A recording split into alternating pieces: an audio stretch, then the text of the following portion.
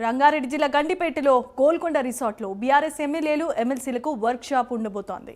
ఈ సమావేశాలకు party working president అయిన KTR, BRS LP deputy leader Harish Rao హాజరయ్యారు.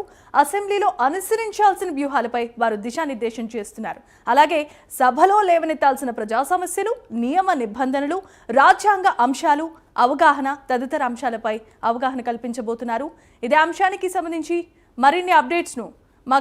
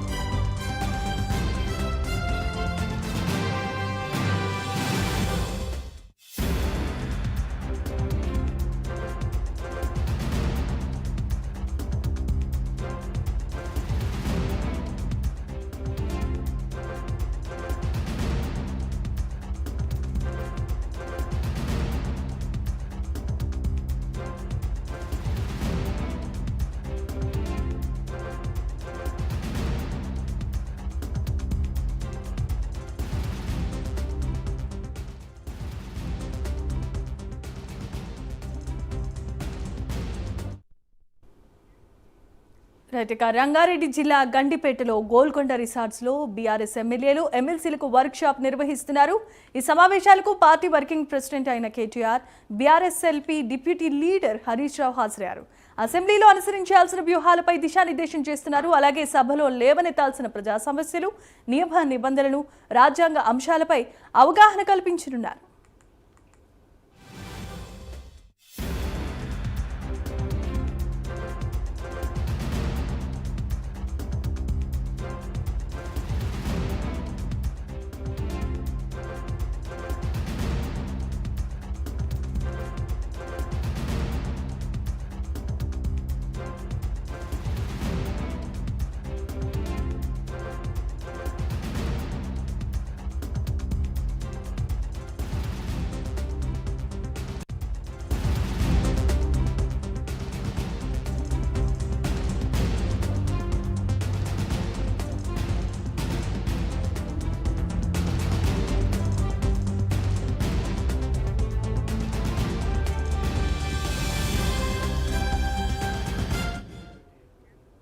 ఇక అసెంబ్లీ సమావేశాలు జరుగుతున్న నేపథ్యంలో అసెంబ్లీలో అనుసరించాల్సిన వ్యూహాలు, తెలుసుకోవాల్సిన నియమ నిబంధనలకు సంబంధించి మాజీ మంత్రి కేటీఆర్ అలాగే హరీష్ రావు కూడా హాజరై ఎమ్మెల్యేలు ఎమ్మెల్సీలకు దిశానిర్దేశం చేస్తున్నారు. గోల్కొండ రిసార్ట్లో ఈ కీలకమైన సమావేశం జరిగింది. దీనిపై అత్యంత ప్రాధాన్యత చోటు చేసుకుంది.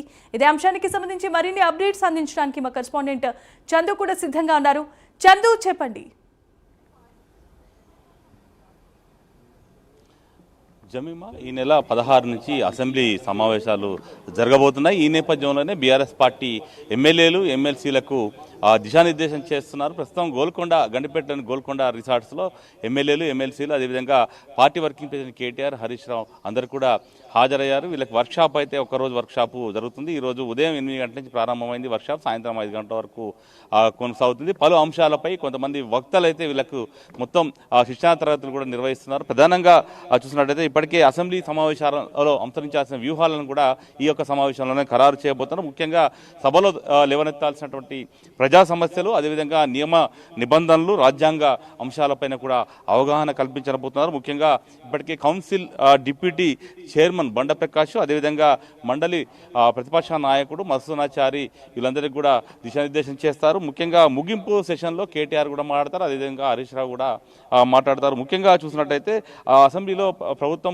బడ్జెట్ ప్రవేశపెడితే ఈ బడ్జెట్లో ఏ అంశాలపై మాట్లాడాలి, ఎలా మాట్లాడాలనే అంశంపైన ఎమ్మెల్యేలు ఎమ్మెల్సీలకు కూడా వివరిస్తారు. ముఖ్యంగా చూసినట్టయితే ఈరోజు జాతీయ, అంతర్జాతీయ, అదేవిధంగా రాజకీయాలతో పాటు తెలంగాణలో జరుగుతున్నటువంటి రాజకీయ అంశాలపైన కూడా కొంతమంది ప్రొఫెసర్ నాగేశ్వర్ లాంటి వక్తలంతా కూడా ఆ ఎమ్మెల్యేలకు కొన్ని క్లాసులు అయితే నిర్వహిస్తారు. ముఖ్యంగా చూసినట్టయితే అసలు అసెంబ్లీ సమావేశాల్లో ఏ అంశాలను ప్రస్తావించాలి, ఏ రకంగా ప్రస్తావించాలి, ఏ సమయాల్లో అసెంబ్లీలో లేవనెత్తాలి అనే అంశాలన్నింటి కూడా వాళ్ళు కూలంకషంగా ఈ రోజు అయితే చర్చించబోతున్నారు. ముఖ్యంగా చూసినట్లయితే గత ఎన్నికల్లో కాంగ్రెస్ ఇచ్చినటువంటి హామీలు కావచ్చు, 6 గ్యారెంటీలపై సర్కార్ను సభలో ఏ రకంగా నిలదీయాలనే అంశంపైన కూడా ఈ యొక్క వర్క్షాప్లో మొత్తంగా కూడా వాళ్ళకి వివరించేటువంటి ప్రయత్నాన్ని కూడా చేస్తారు. ముఖ్యంగా ఏ రంగాలకు ఎంత బడ్జెట్ పెడితే ఏ అంశాలు ఆ బడ్జెట్తో పోల్చి ఏ రకంగా మాట్లాడాలనే అంశంపైన కూడా ఎమ్మెల్యేలకు ఎమ్మెల్సీలకు దిశానిర్దేశం చేస్తారు. ముఖ్యంగా చాలా మంది కొత్త వాళ్ళు ఎమ్మెల్యేలుగా ఎమ్మెల్సీలుగా ఉన్నారు కాబట్టి వాళ్ళకు సభలో నియమ నిబంధనలన్నింటినీ కూడా